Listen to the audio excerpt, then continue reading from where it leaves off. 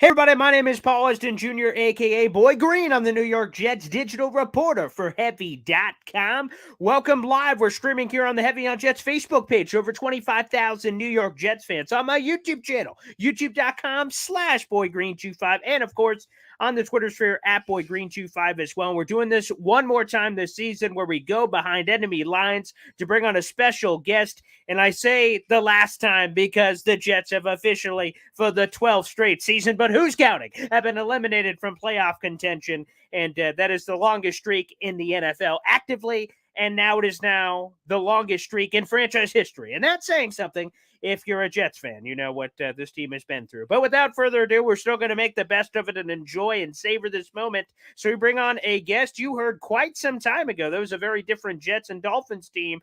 But it is Brian Miller of Phin Phanatic, fan-sided network covering all things Miami Dolphins. And it's always a pleasure to bring him in, one of my faves. Brian Miller joining us here on the show. What's up, Brian? Hey, Paul. How you doing, man? Well, I'm doing great. I could be doing better, though, because I'm going to be honest. How could I not peek a little bit ahead at the possibility? The Jets back in May only got one primetime game on the schedule. That was, of course, the Thursday night game then Week 16. Much left to be desired there, certainly. But as I looked forward, I said, wow, man, this game, Week 18, which is now Jets-Dolphins, and it has been thrown at 1 o'clock on Sunday with the rest of the of the party, but this had the potential to be Saturday night football, Sunday night football, which the Jets have not been on in 12 years. Like, there was a real opportunity here for this game to be in a primetime schedule, to mean something for both teams, and unfortunately, at least for the Jets side, they didn't get the job done. But still a lot on the line here for your Miami Dolphins, Brian. Oh, yeah. If you want to say that, in about another week or 5 days, we might be sitting right there in the same spot that you are. Hey, before we get started, real quick, prayers up to Hamlin. Yes. I'm sure you've covered it, but that was a very emotional moment in everybody's lives. And as AFC rivals with the Bills, we spent a lot of time. You and I spent a lot of time bantering back and forth between the Jets and the Dolphins and all that, and it transcends any of that stuff. So our thoughts from Phin Phanatic and, my family, myself, and the network itself, Demar Hamlin, get better. So, but yeah, to answer your question, man, I don't know what's going to happen this weekend. Honestly, it's crazy. Well, I will say right off the top that you're right. This Demar Hamlin situation is something I've never seen before in the world of football. I've played football, watched football, coached football at every level. And for this to happen, the most terrifying thing I've ever seen on a football field, whether with my helmet on or on my couch. And I will say from our own network, we had all kinds of things planned for that Tuesday of shows and guests. We canceled it all in terms of the Jet stuff because in honor of everything and our hope and praying that there is at the very least a positive result out of this, which is, of course, Demar Hamlin makes it out okay. So our love is sent that way, and we can only hope for the best. So we kind of shed our Jets and Dolphin stuff, and it's not even a Bills player. It's a human being that we're all rooting for. So absolutely there. I spent 22 years as a paramedic. I lived in Dallas, and I've covered the Dallas games. I've been in an ambulance sitting in a tunnel. I've done high school games, college games. That's like one of those things you sign up for because it's fun. You don't really think the worst is going to happen. Somebody's going to break a leg. That was just unbelievable. Just absolutely unbelievable.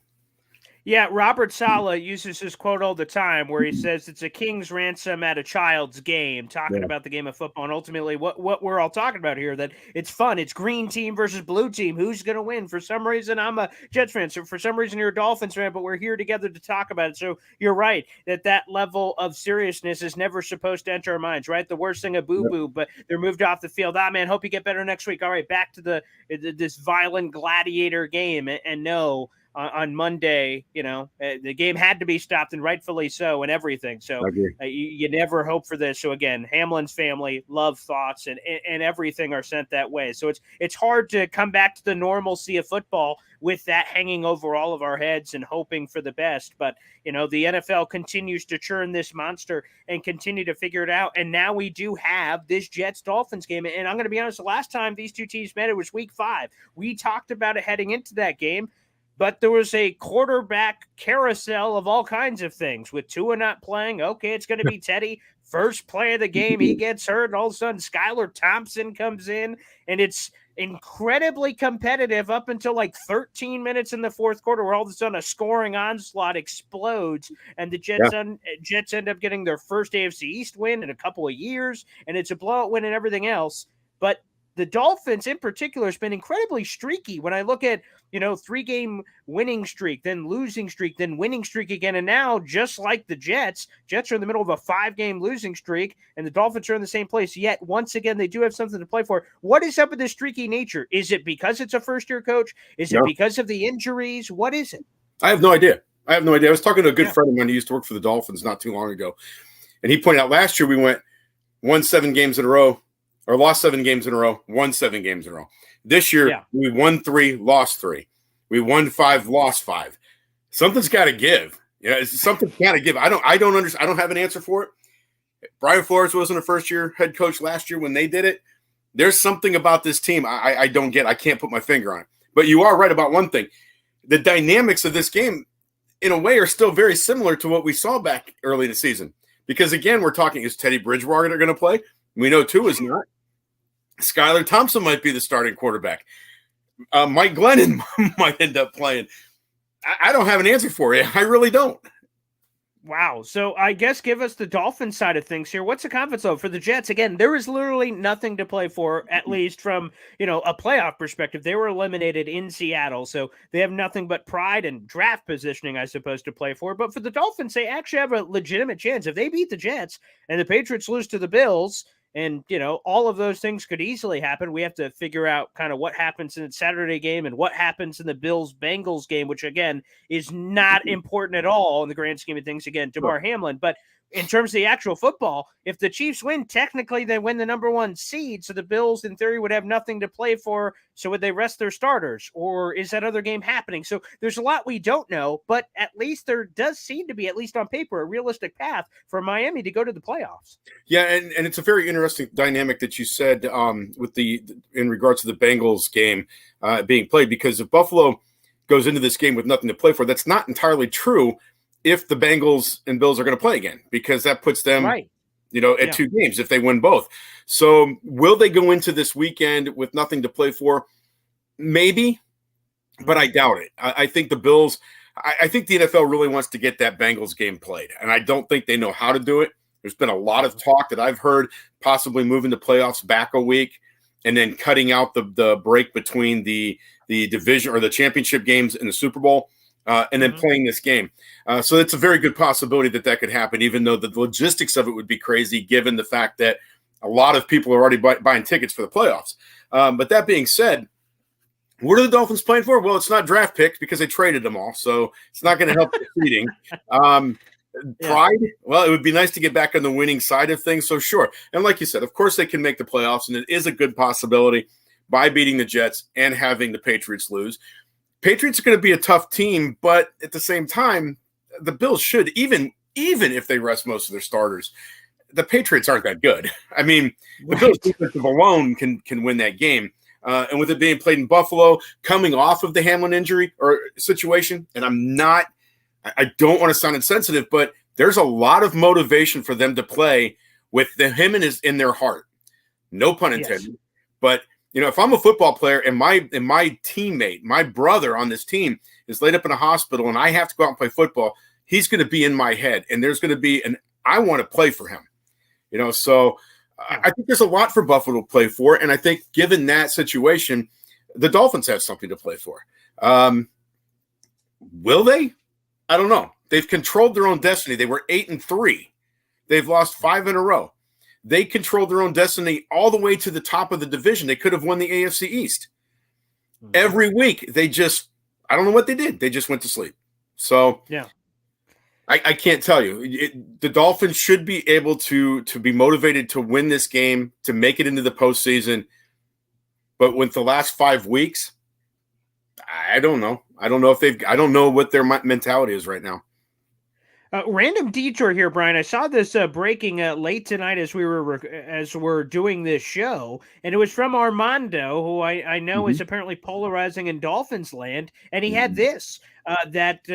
Here's just the full quote. I guess we'll just go to this. If they win their season finale, referencing the Dolphins, and sneak into the playoffs, owner Stephen Ross might look the other way on these 5 consecutive December-January losses because it will feel more like a skid than a collapse. But if the Dolphins go from 8-3 to 8-9, which would obviously happen if they lose to the Jets and they miss the playoffs, quote, everyone's job is at risk, hinting at Mike McDaniel, Chris Greer, and others. Do you put any stock whatsoever into this? Because it kind of seems a little bonkers for a first-year coach that showed a lot of promise. I wrote about this today, that exact quote, actually. And do I put a lot of stock into it? That's a double-bladed knife, and I'll tell you why.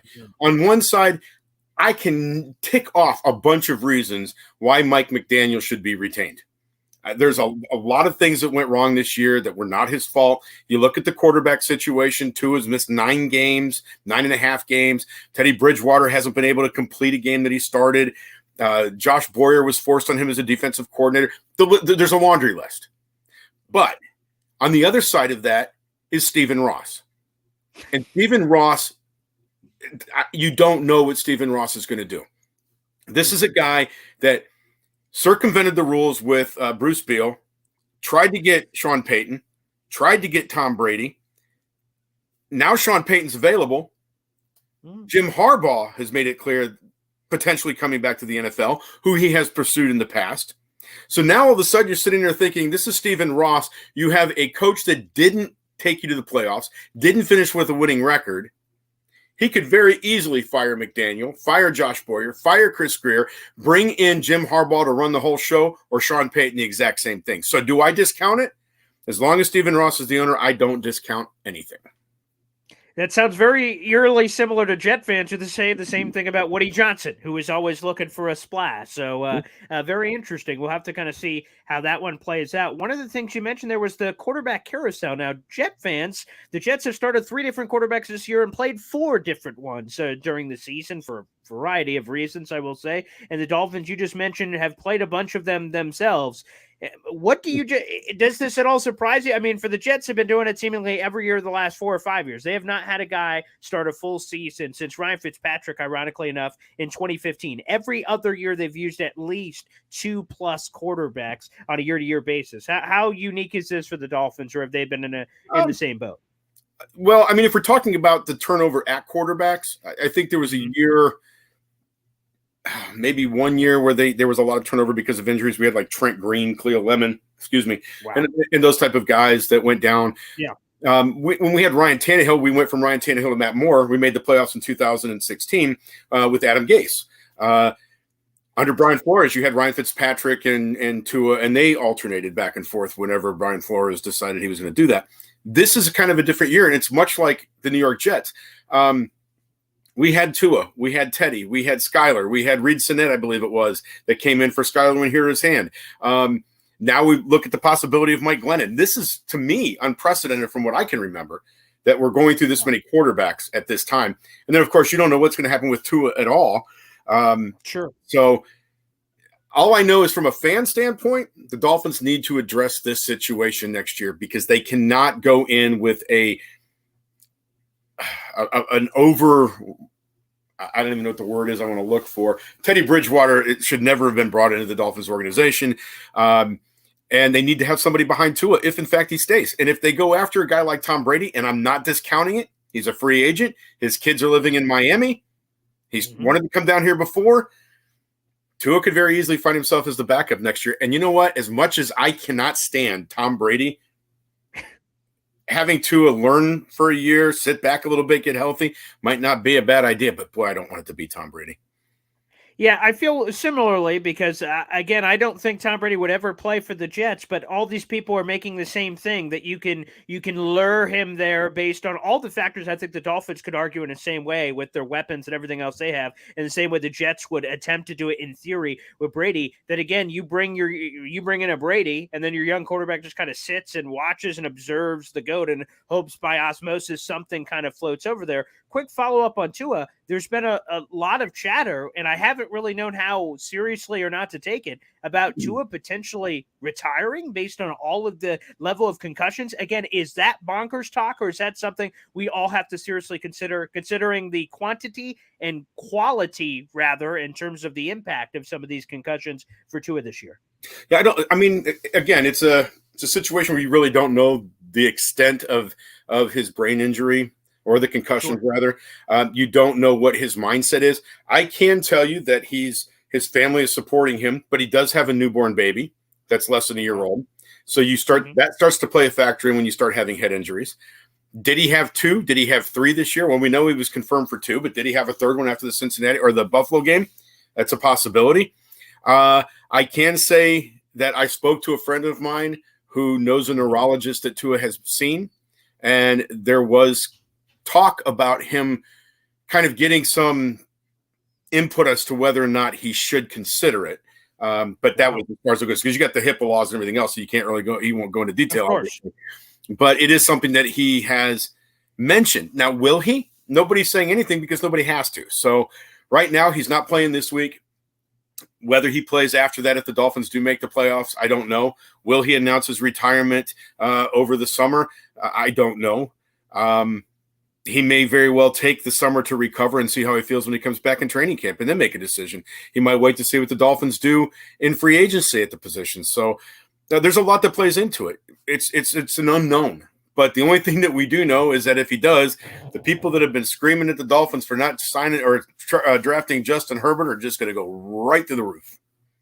100%. I do have to just give credit, though. I know that it's been kind of a wild year for Tua, but I just don't think there's any way to deny it. That I was I'm part of a Tuanon. I know that's out there for Dolphin fans. I was the guy who was hating on Tua, saying, I'm not so sure what's he going to be able to do. And when you just look at the raw numbers this year and you consider all the games missed, which makes it even more incredible. I mean, a 65% completion percentage, 3,500 yards, 25 touchdowns to 28 picks. That looked a little sexier before the Packers game where he threw 3 big interceptions at the end of the game. I mean, holy crap. I mean, Tua, he showed a lot of chutzpah that, quite frankly, I certainly didn't see coming. I mean, a lot of L's on the Tua camp, at least from what we've seen. We'll see with health and everything. But in terms of what he's been able to produce, wow, I've been stunned. Yeah, the 3 interceptions is interesting because they happened right after he suffered the concussion, the hit that caused the concussion right before halftime. He came back and he played a completely different game in the second half. Did not look anything like the quarterback that we saw in the first half. So maybe there was something there to that. I don't know. But for me, yes, I was impressed with Tua when he was playing teams like the Houston Texans, the Chicago Bears. When he played San Francisco, he was lost. The second that the defense came out and took away Tyreek Hill and Jalen Waddle, he was lost. San Diego did the same thing, even worse, and he was lost. He kind of recovered against Buffalo a little bit, but and almost pulled that game out. But there's something into his game that I don't think we quite know yet if it's going to be, hey, I'm learning from this and I'm going to be a great quarterback, or this is part of my game and I'm going to have stretches where I am just not able to go out there and consistently play at the same level. So I don't know. Obviously, as a Dolphins fan, I would hope that it's the former, that he's going to take it up there. But a lot of questions with him, and it's not about him as a person. It's not about the health risks. I just think that there's something in his game that should have some question marks. I think the guy's accurate, completely accurate. The guy's proven that he can throw the ball deep, but there's just something still there that I'm kind of going, the eyeball test. You just look at it and you go, I'm not 100% sure yet. Well, speaking of the eyeball test, I need to hear that from you right now. Again, what is the pulse of Dolphins fans? They know the stakes this weekend. They know what has to happen for them to reach the postseason. And let me just ask you, what's the confidence level that it's going to happen? I know there's quarterback uncertainty. The Jets have been losing a bunch of games in a row, but how confident are Dolphins fans that at the very least they're going to do their own part? Again, obviously you will need a little bit of help, but what is the confidence level that they'll do their own part and or just make the playoffs in general? I got your answer for that. Oh, excellent. Yep, here you go. I just flipped a coin. What did it land on? I don't know, but it doesn't really matter because half of the fan base is done. They're fed up. They think there's absolutely no chance that this season's going to be salvaged.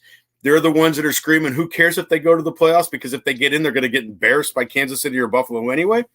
Then you have the other half saying, no, this is the best thing in the world. The Dolphins are going to turn this around. They're going to win this game with Skylar Thompson or Mike Glennon. Tua is going to come back and lead us to the Super Bowl.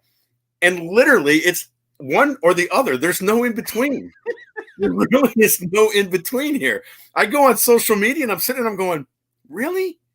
If I write about this, half of the fan base is going to hate me, and if I write about that, the other half is. Yeah, I don't.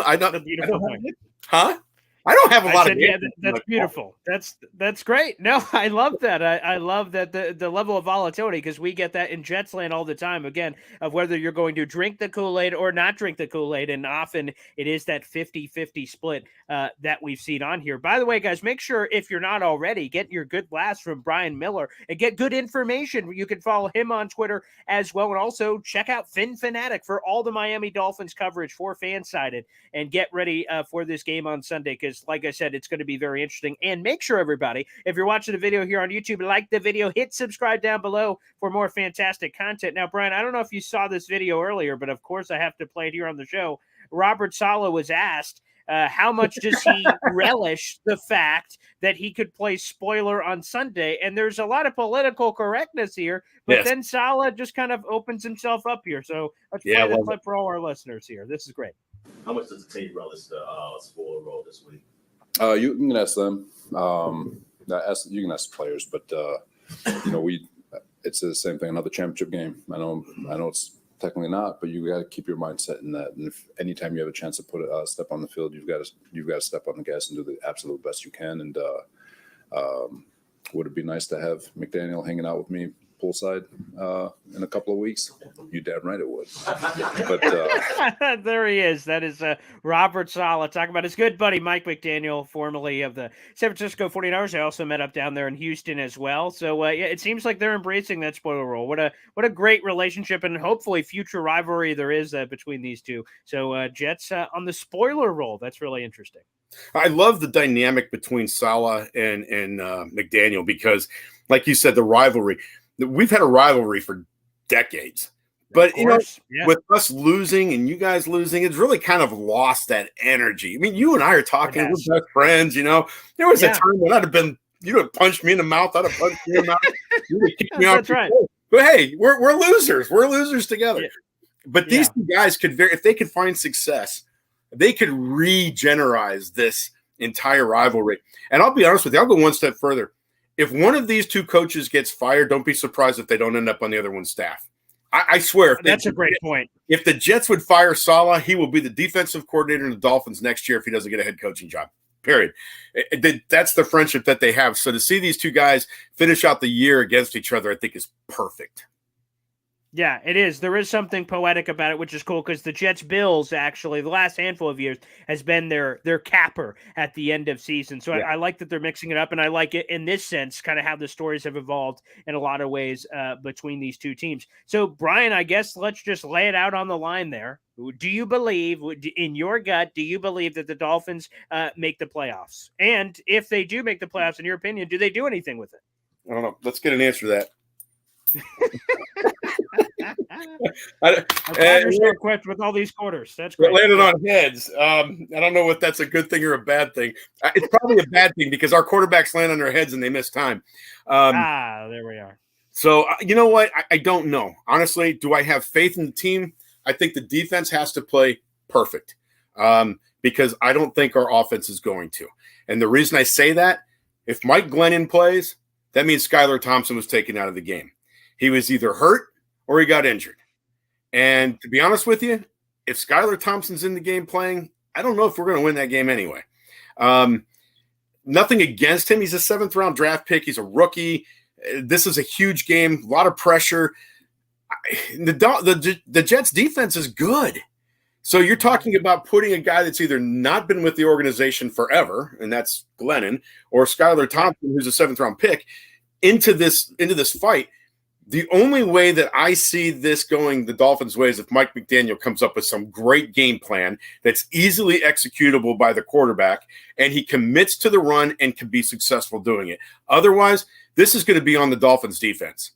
And I don't know if the Dolphins can win on that. I really don't. I mean, let's face it, the Jets' offense isn't exactly blowing people up either. So it could be – we could see a game that ends in 3-0. That's it could be. It could be that way. I will give credit to Mike McDaniel on that first matchup. I thought he did a really good job, all things considered, because, again, Teddy Bridgewater is supposed to be the guy to cook up something that Skylar Thompson, a 7th-round pick, could just be randomly thrown into. And they looked halfway competent with a lot of the offense they're able to do, like I said, until kind of the it all bottomed out after that with the strip sack and how everything kind of went from there. So there is an opportunity. And, again, we'll kind of see how that plays out. And, again, so I'll just give you this before we get out of here. Here's the thing I'm battling. Okay. It's not the tanking or not thing, because right, the Jets lose, they're not playing for the playoffs. They lose to get a better draft pick. Here's the thing. If the Jets beat the Dolphins and I flex on Brian that we beat them, then likely the Patriots are making the playoffs. And I know there's an outside shot the Steelers could also make the playoffs. I hate the New England Patriots. I hate the Steelers and the Patriots. It's like a no-win scenario. Yeah, I actually hate the Steelers too for what they did in that 2010 AFC Championship game. But the point is, so it's a lose-lose-lose because the Jets obviously cannot make the playoffs. So I don't know what the heck I really want to happen. To be honest with you, Brian, it's a mind blank. Right it really is, because where I'm sitting at, it's either the Patriots, the Dolphins, or the Steelers. I don't like the Steelers, and I do not like the Patriots. You're sitting there going, I don't like any of the three, including the Dolphins. It's got to be miserable for you guys, but Again, you and I talk, it's like 5 years in a row now or something like that, twice a year. Yeah. And I usually have answers. I have something. Yes. I don't know. When we talked earlier in the year, I think we both agreed the Jets were surprising everybody. This was at that point. Absolutely. It was like, whoa, wait a second. Then they go and they beat Miami. Who cares who the quarterback situation was? But you guys beat us, and you guys kept winning, and it's like, or competing. And then it's just, Jets are back. Mm-hmm. Well, I got a question for you, because I don't get a chance to really ask you questions. The Zach Wilson thing, where's that going to go?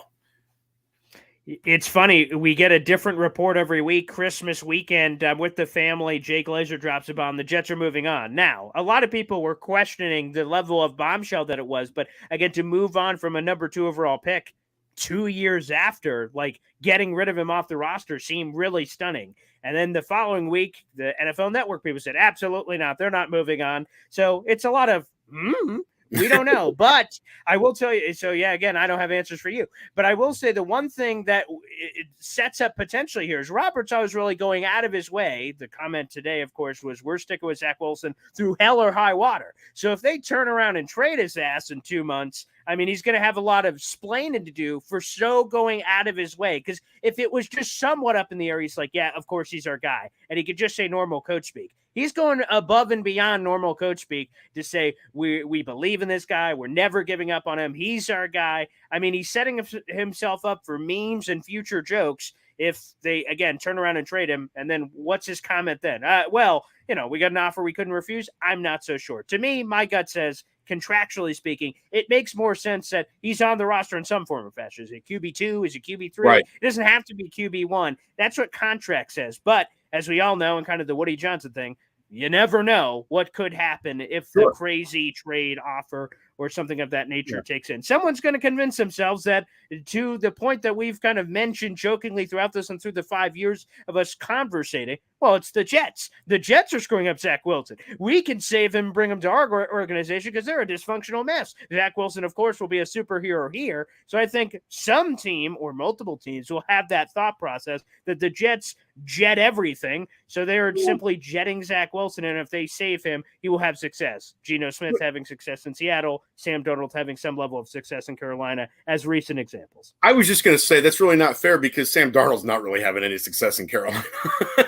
Yeah, right. Yeah, I guess our field goal post for what success is different on social media as we get to see. Right, because them all saying, oh, Jets are idiots, look at Sam Darnold. And I squint at the numbers. I'm like, I don't think that's quite what we're talking about here. But, you know. Yeah. And Jets are an easy punching bag, so it certainly Hey, makes a lot of sense. You see what I'm wearing, man? We're a punching bag too. I mean, we could be one and done with our coach at the rate with our owner. So, you know, I don't know. Again, that the words I tell my kids, I don't know is not an answer. You know what? It's my answer. I don't have anything else. And it feels like the answer today. Well, Brian, it's always great catching up, man. too. Like I said, I am very, you know, I don't even know what the word, depressed. I wish this game would have had the same zest of everything I was hoping it would, because I could only imagine how much more intense this conversation would have been with both of us on the edge of our seat, with Tua playing and whoever the hell the Jets are going to believe in playing, and it being in some primetime affair. That would have been spectacular. Hopefully next season, when all health is restored on both sides, that can happen. But if you guys end up making the playoffs, best of luck. I'll be rooting for you, Brian. Liar. And your Dolphins. That's absolutely true. I'm completely No, lying. You've called me out. You will if we're playing Buffalo, because I know you don't like them even more. So Now that's true. That is absolutely true. If somehow the Dolphins are playing Buffalo, they will be the number one team. Of course, I root for. Outside of that, of course, total lie. I am not rooting for your Miami Dolphins. I know you're not. But you don't have a lot of other teams to choose from this year. That's true. I am running out of options now that I'm looking at the AFC playoff field. So maybe that's more true than I want to believe that it is. But as always, Brian, it's always a lot of fun, man. And we'll check back in, I'm sure, during the offseason. That sounds great, Paul. Have a good night. There he is, Brian Miller of Phin Phanatic. Check out all their work, guys, and make sure you get ready for this match.